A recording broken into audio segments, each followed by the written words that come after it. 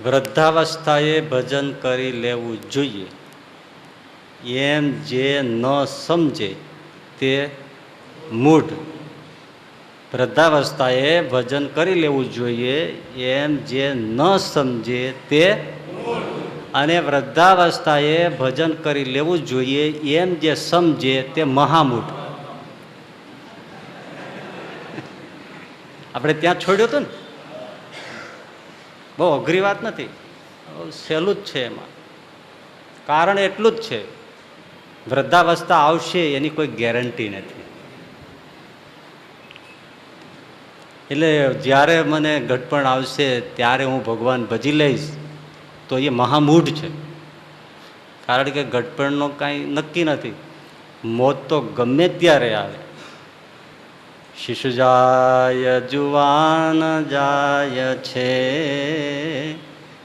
ઘરડાનું પણ મૃત્યુ થાય છે. વળી કોઈ ગર્ભથી ગળે નક્કી કશી રીત ના મળે. એમાં મોત ગમે ત્યારે આવે, ક્યાં ખ્યાલ છે. મુંબઈમાં એક જણાને એના ઘરવાળા સાથે, પરિવાર સાથે ગમે તે હોય, બહુ ખબર નહીં આપણને, કારણ ઘરમાં શું થયું આપણને શું ખબર હોય, પણ કાંઈક ઝઘડો થયો અને પહેલાંને એવું માઠું લાગ્યું.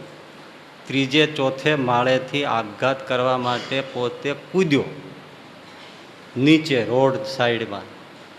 મરવા માટે જ કૂદ્યો તો, એ જીવતો રહીએ.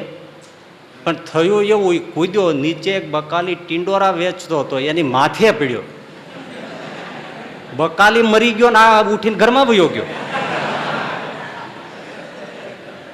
હવે બકાલીને ખબર હતી હું ટિંડોરા જોગતો જોગતો જવાનો છું. મરવાનો હતો એ જીવતો રહી ગયો, નહોતો મરવાનો એ મરી ગયો. આમાં નક્કી છે ઘટપણ આવે ત્યારે જ મોત આવે. એટલે મહામૂઢ એટલા માટે છે કે એણે સ્વીકાર્યું તો ખરું કે ભજન કરવા જેવું છે, અને છતાંય કરતો નથી, વાયદે વાત નાખે છે. એના એટલે મહામૂઢ છે. પેલો જે વૃદ્ધાવસ્થા આવી છે છતાંય ભજન કરવું જોઈએ એવું સમજતો નથી, એ તો મૂઢ છે, કે એને કાંઈ ખબર જ નથી. ગોળ શું કહેવાય ને ખોળ શું કહેવાય એને ખબર જ નથી. પણ આને તો ખબર છે ગોળ શું છે ને ખોળ શું છે, છતાંય કે હમણાં લઈ લઈશ, હમણાં લઈ લઈશ, હમણાં લઈ લઈશ, એને એમાં બે ગુમાવી દીધું. તો એ મહામૂઢ કહેવાય ને.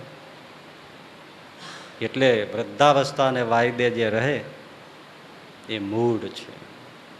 હા, અત્યારે આપણે લીલા લેર કરીએ છીએ, બેઠા છે, રાતમાં કોણ ઓછો થઈ જાય.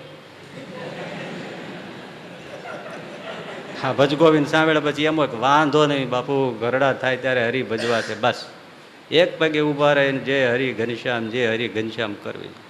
જ્યાં સવારે ગોદડું ઉચકાવે ત્યાં ઉપર વયો ગયો હોય. એ મહામૂઢ છે.